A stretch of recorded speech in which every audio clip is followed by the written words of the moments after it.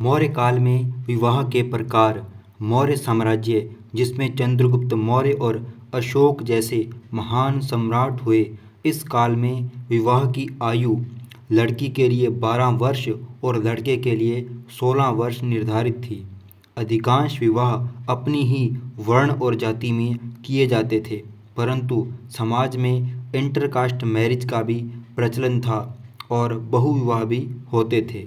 इसी के अलावा चंद्रगुप्त मौर्य के मंत्री कौटिल्य ने विवाह के 8 प्रकारों का उल्लेख किया है, जो हैं ब्रह्म विवाह, देव विवाह, आर्ष विवाह, प्रजापत्य विवाह। ये चारों प्रकार श्रेष्ठ विवाह हैं और इनके अलावा गंधर्व विवाह, असुर विवाह, राक्षस विवाह और पैशाच विवाह ये 4 निकृष्ट प्रकार के विवाह माने गए हैं।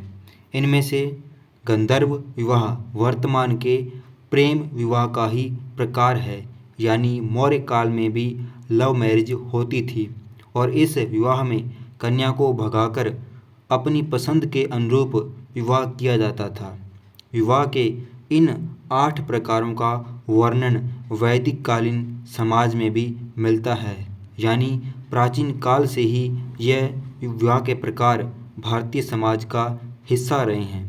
तो ये 8 मौर्य काल के विवाह थे, जो कि प्राचीन समय से भारतीय समाज में चले आ रहे थे।